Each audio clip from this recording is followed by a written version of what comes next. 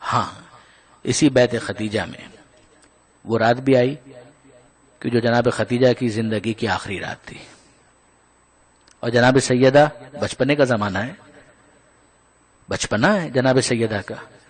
یہ بیٹی اتنی حساس ہے اپنے باپ کے معاملے میں کہ جناب سیدہ کا ایک نام ہے، ایک لقب ہے ام ابیہا.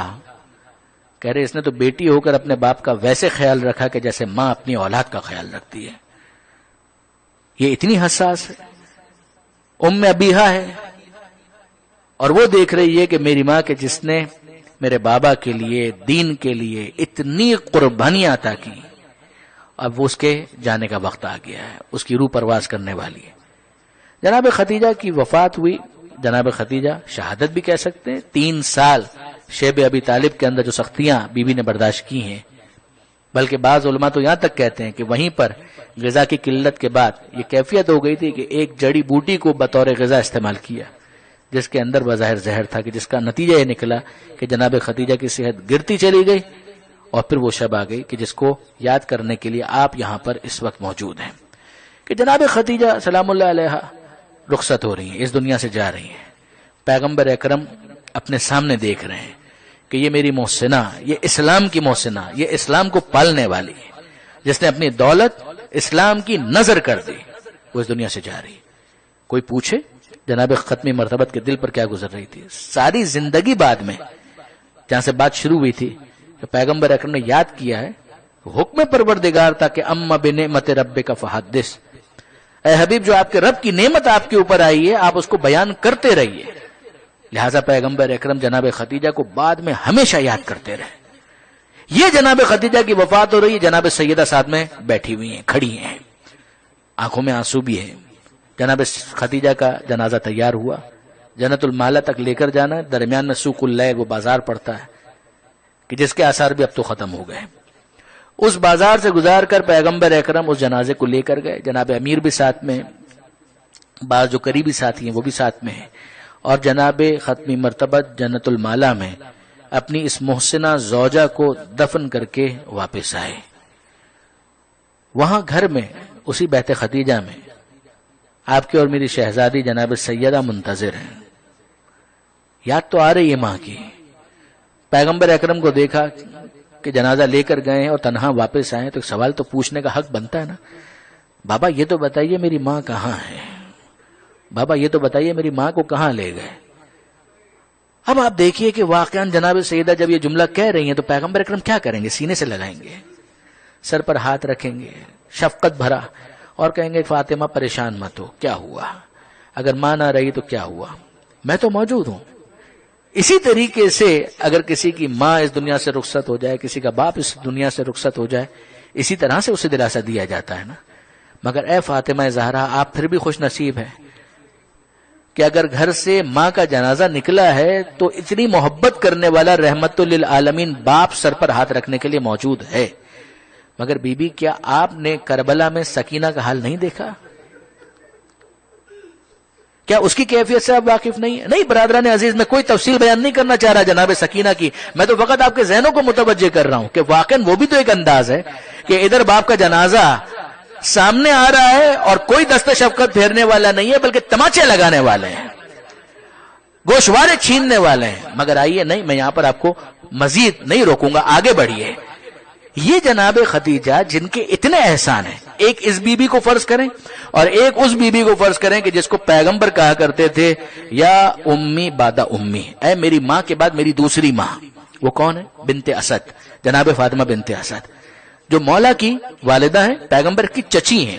یہ خدیجہ کے احسانات یہ آپ کے سامنے ہیں. وہ جناب بنت اسد جنہوں نے پیغمبر اکرم کو پالا ہے، کہتے ہیں میری ماں کے بعد میری دوسری ماں.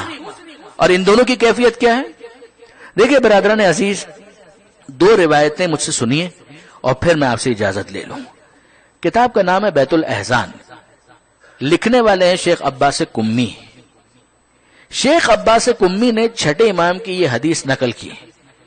وہ کہتے ہیں کہ چھٹے امام نے آنسوؤں کے ساتھ ایک جملہ کہا کہ تمہیں معلوم ہے کہ قیامت کے میدان میں پہلا مقدمہ کس کا پیش کیا جائے گا؟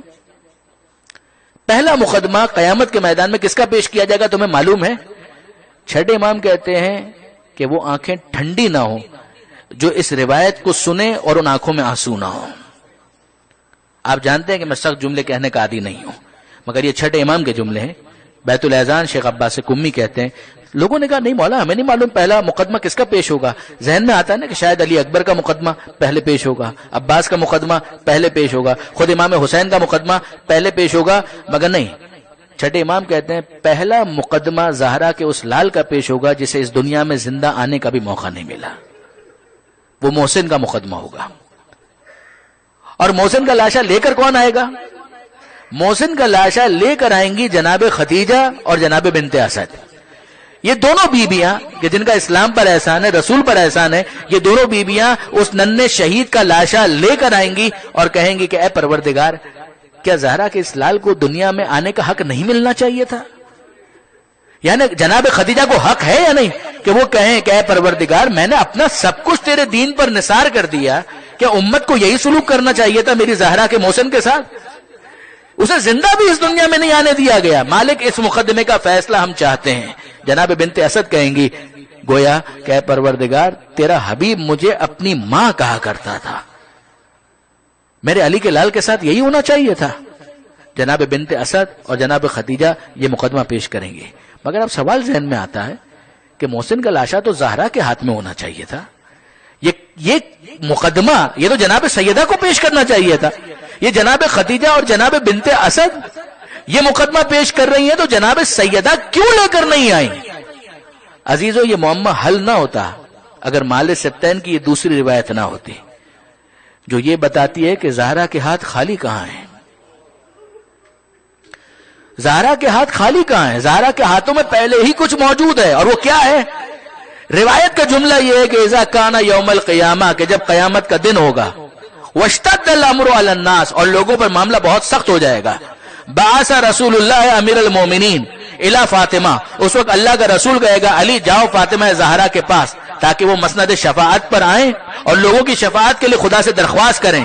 اس وقت مولا آئیں گے اور جناب سیدہ سے کہیں گے مد دخرت لاجل هذا المقام، اے زہرا یہ امت کی شفاعت کا موقع ہے، کوئی سامان شفاعت بھی ہے، کچھ سامان شفاعت بھی ہے. اس وقت زہرا اپنے ہاتھوں کو ظاہر کریں گی اور بتائیں گی کہ کیا سامان شفاعت ہے. فاطمہ زہرا کہیں گی کفانا لاجل هذا المقام الیدان المقطوعتان من ابن العباس، اے ابو الحسن اس امت کی شفاعت کے لیے بہت کافی ہے. کیا کافی ہے؟ الیدان، دو ہاتھ بہت کافی ہیں. کون سے ہاتھ؟ المقطوعتان، کٹے ہوئے دو ہاتھ بہت کافی ہے. یہ دو ہاتھ کس کے ہیں؟ زہرا کہیں گی من ابن العباس، ارے یہ میرے بیٹے عباس کے دو کٹے ہوئے بازو امت کی شفاعت کے لیے بہت کافی ہے.